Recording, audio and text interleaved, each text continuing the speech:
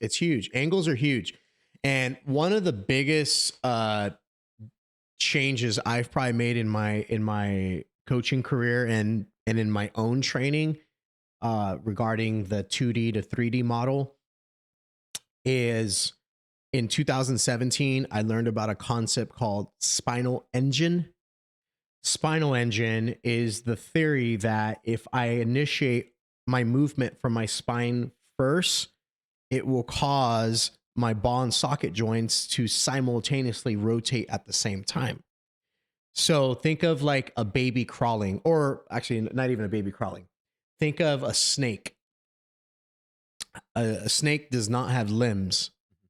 How does a snake travel from A to B? Moving three-dimensionally, right? Or if you take the fastest animals on the planet, like cats, like a cheetah, look at the position of their spine and look at how, so the idea is their spine is very dynamic, which is the complete opposite of the gym, because if you're two-dimensional in your training, the spine's not moving, right? So I'm bracing.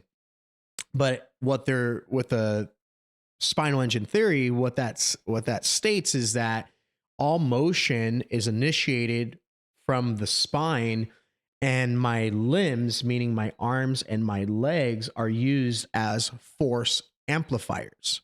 Yeah, it's actually awesome that you say that, because I've noticed that too. Like yesterday, I was doing lateral speed work, and I was doing lateral side to side like plyometrics. Yeah.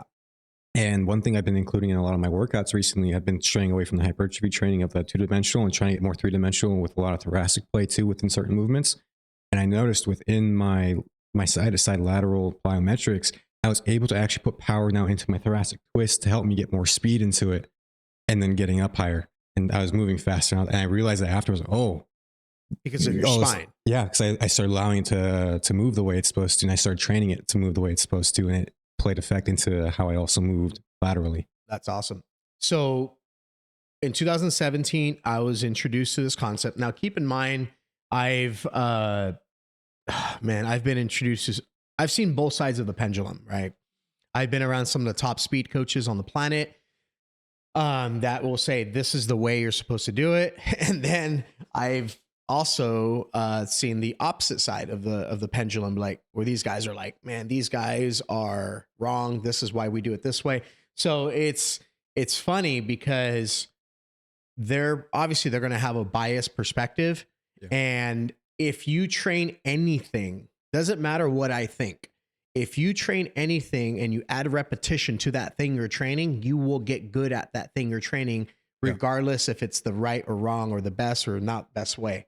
Right. So I'm watching all these guys, in my field, it's very competitive within my own industry. So like the coaching industry, those guys like to fight and they like to argue. And it's like they almost use the other guy they're trying to bring down the other guy to bring themselves up. It's a little bit of an ugly business. Not all of them are like that, but I do know a lot of high level coaches who have preached their philosophy.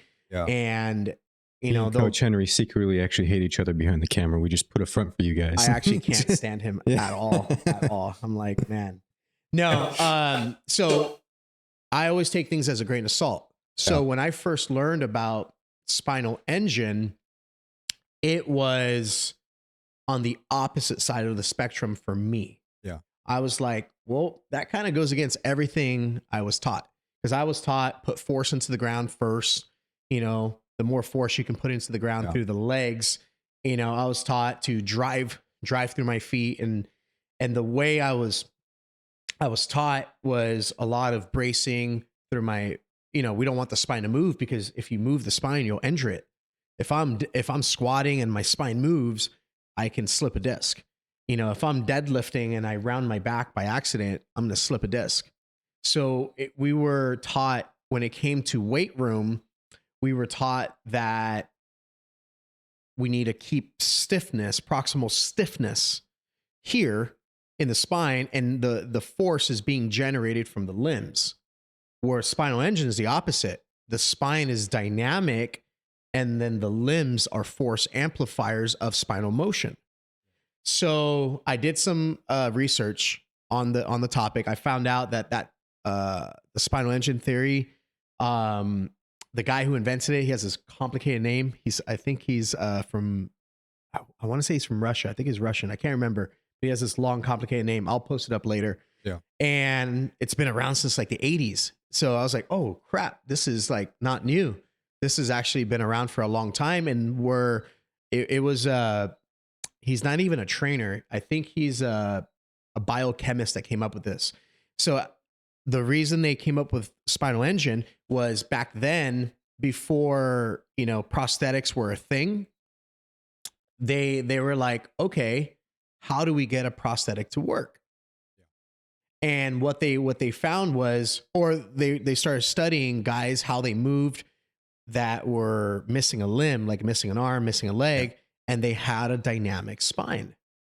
So they go, so then wait a second. So look at how they're moving. So if we put a prosthetic leg there and then couple that with your existing motion, the body will be able to adapt the prosthetic leg as part of their anatomy. And that's kind of the research behind that. So once again, back to 2017, I'm learning about this and I was like, wow, it's been around for a while. And me, I try not to have a bias. My only bias, I have what's called an anti-bias bias. So I don't like when people talk in absolutes. So I was on the other side of the spinal engine. And so I was like, wait a second, like, let me challenge my own bias. Let me give this a go. Let me spend the next 3 to 6 months really exploring this concept. Because I always guinea pig myself first, right? Yeah. And I did. And the results were ridiculous. One of the big things that I also did that I had never done prior is I started studying a lot of slow motion. Because in slow motion, you see exactly what's going on. So one of the things that I found, I was watching film on Usain Bolt. He's one of the fastest athletes of all time, right? And in American sprinting, like if you ever done track and field, we're taught to stay rigid through here. And we like to couple the arm and the leg. We bring the arm and the leg up, the opposite leg, contralateral movement. That's how we're supposed to move. It's a cyclical action. We keep the head in the center line and we drive through the limbs.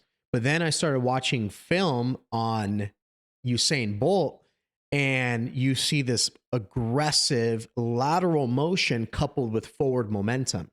So he would create forward angle. So if you ever watch Usain Bolt from a profile view, you would see his head moving forward. So you know he's covering distance, but he was generating lateral force. Yeah. So his hips, if you watch the front view, you would see his hips rotating aggressively, where in American sprinting, everything's very straight line.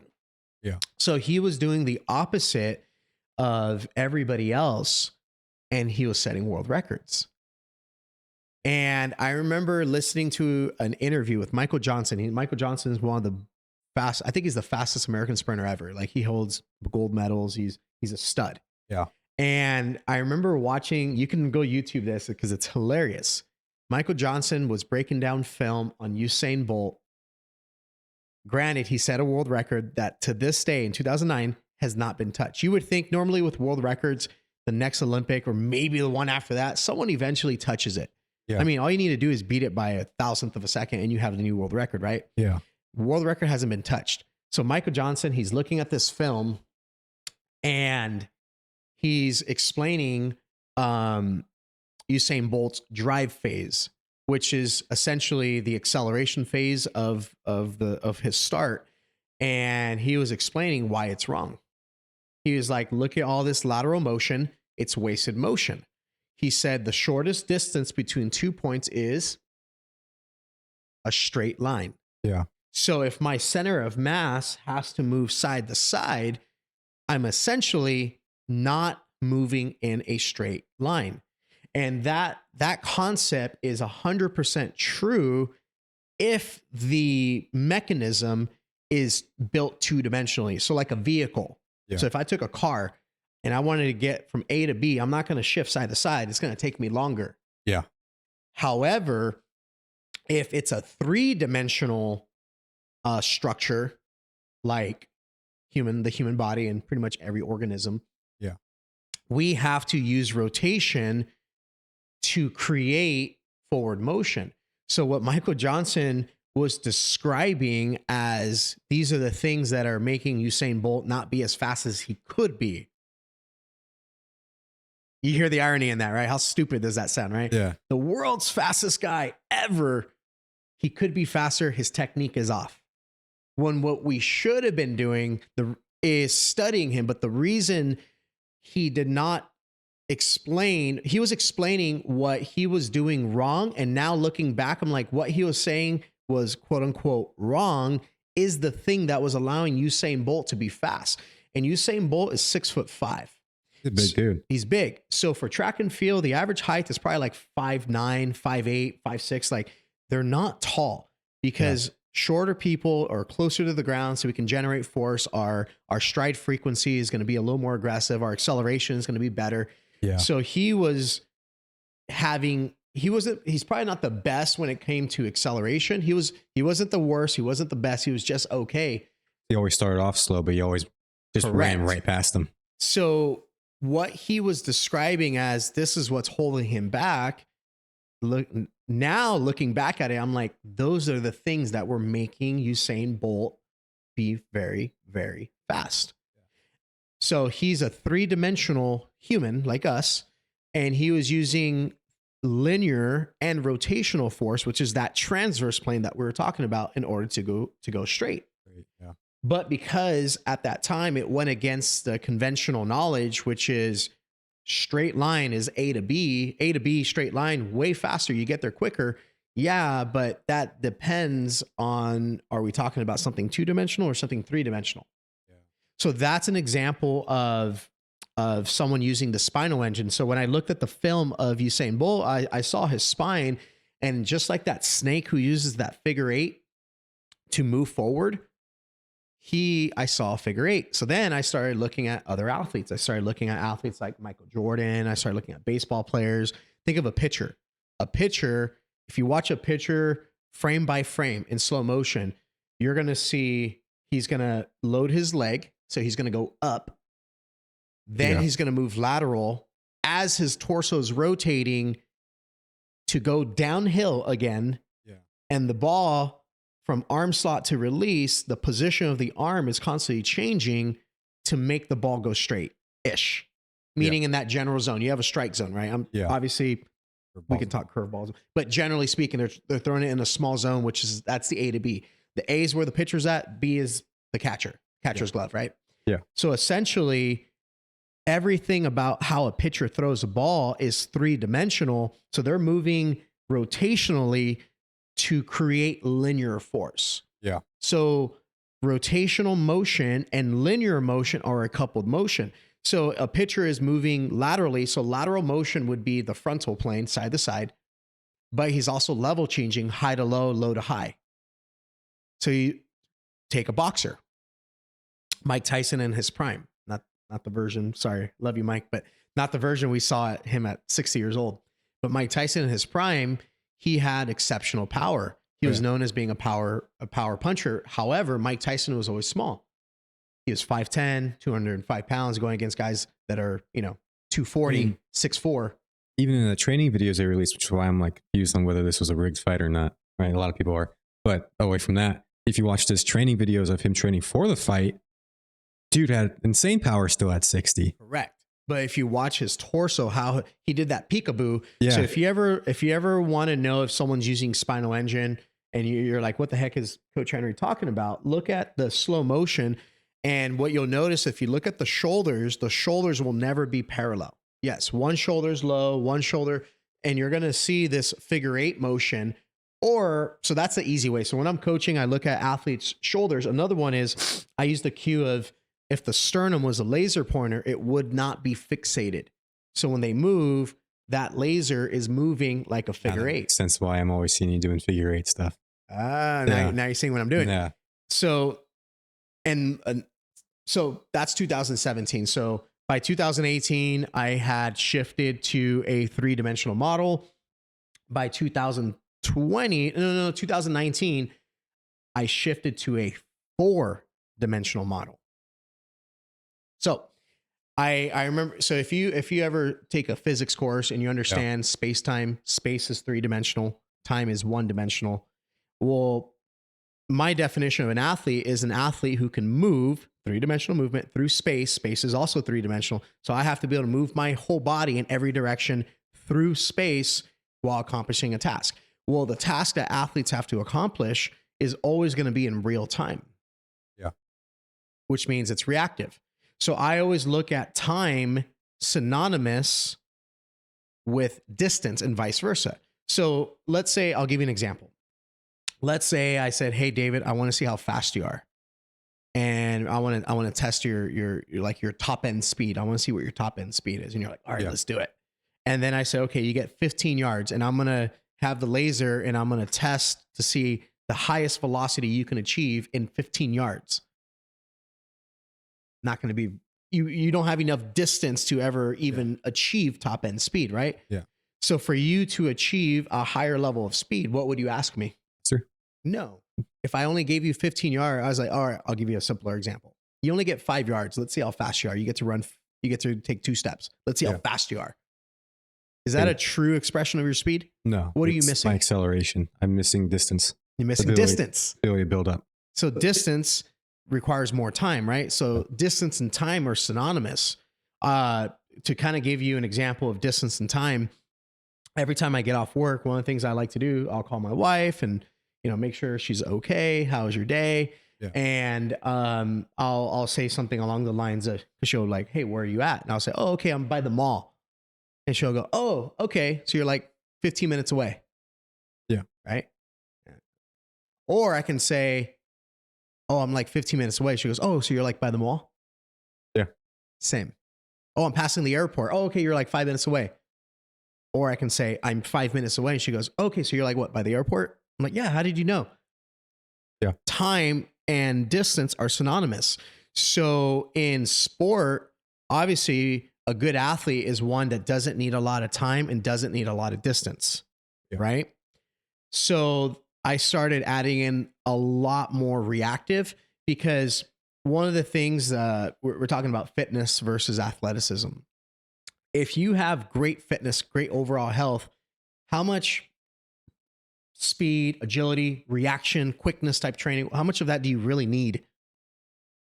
Not much, right?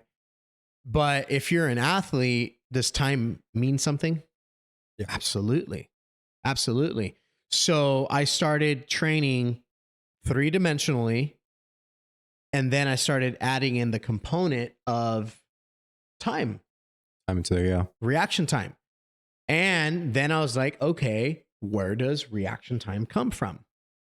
And that's where I learned that I started learning about, at the time I was taking some courses on neurology and movement relative to neurology. It was called applied movement neurology. That's what I took a course, and they were explaining how, like with vision, you know, how visual tracking works. They were talking about the rate of processing time. So like, for example, if I see something for 13 milliseconds, my brain can process a crystal clear image in 13 milliseconds. The eyes can also process 30 objects per second. So I was like, okay, that's really fast. Yeah. So that means if I, like a drill I have athletes do is I'll have them close their eyes. I'll have them blink, meaning they're allowed to open and close. And then I'll have them describe the environment to me. I said, describe as many things as possible. And they would be like, trash can, weight over there. There was a medicine ball. And they'll describe the environment that they're at. And they're like, oh my God. I said, and you figured all of that out simply by blinking. That's how fast the human eye is. And then I found out that the only thing faster than sight is sound. And then I started thinking about, back to the analogy of the cat. I was like, okay, so a lion, really dynamic spine. I was like, oh, but they depend on hearing and sound to guide their movement. So then I started studying relative velocity, how the speed of an object is always relative to yourself. That's where we get into things like depth perception and whatnot. And so then now I started training speed and movement as a 3-dimensional skill, but then I started adding in sensory training as leading the motion. So let's say, for example, a stupid example. If I say, David, I need you to cross the street, what's the first thing you're going to do? Look left and right. You're going to look left and right, right? Yeah. When you look left and right, what part of your body moves first immediately? Neck. Your neck, your head, your spine. So then your head position, what does the head position dictate? It dictates where your center of mass is at. So if you're ever standing on 2 feet and let's say you pick up 1 foot, the first thing you're going to find is your center of mass is going to shift towards your base of support. Yeah. What kind of motion is that? Lateral motion. Right? So that means every time I pick my foot up off the ground, my center of mass moves. Now my eyes move my head, which does what? It changes where my center of mass is at. Yeah. So that means when I'm sprinting forward, there's also this lateral shifting that's happening even though I'm moving forward. So now the analogy of Usain Bolt running and moving side to side to go forward is starting making a lot of sense. Training baseball players to throw harder started making a lot of sense. I said, you know what? We need a very dynamic spine, which is completely opposite what people do in the gym. So if you're listening to this podcast and you were to like assess every exercise you do, or let's say you just go to a local gym and you start to people watch, look at what everybody's doing and look at the positions of the spine in everybody's exercise. 95, and that's probably being generous, 95% of the exercises that people are doing, the spine does not move. And if you move your spine, someone will come up to you and say, you're cheating. Oh, you're using momentum. Yeah. You know, you leaned to do that bicep curl. Which is kind of what we want though, because that's what we have to do within our sport respective. So is momentum a good thing or a bad thing if you're an athlete? It's a great thing. Phenomenal. Yeah. Phenomenal. Now, if your goal is fitness and you're like, you know what? I want my bicep to get as big as possible. I want as much damage and tissue damage right here. Then maybe a concentration, strict bicep curl that might be appropriate. Yeah. But why would I want my athlete to develop slow, like stiff motion when they're throwing a baseball, when they're sprinting? It doesn't make sense to me. So once again, having great fitness versus being a great athlete, I'm always going to have a bias towards movement quality. Fitness is general biomarkers. I want low body fat. I want a lot of muscle. I want my blood pressure to be good. Yeah. The funny part is, and I know, which is why it's hard for me to understand why a lot of people have that approach. When we look at a lot of the best athletes like Usain Bolt, when we look at a lot of the great baseball guys who are all from Dominican Republic or third world countries, right? And in like poorer areas, what we see is they're not lifting weights really. It's all just actually focusing on the motion, and they're breaking world records and they're doing these crazy things and they're outperforming guys in the States. And then we're not trying to figure out how, because we just automatically label them as genetic freaks. But then we don't realize, oh, they're not just genetic freaks like some of them are, but on top of that, their training method actually pertained to their sport and what they were trying to do. They got better at the specific motion, not better at deadlifting. Correct. And then we had this common idea of, okay, well, I need a deadlift, but it's like, but we have so many examples out here showcasing we shouldn't be doing it and we should be doing it a different way, but we still have that mindset. Yeah.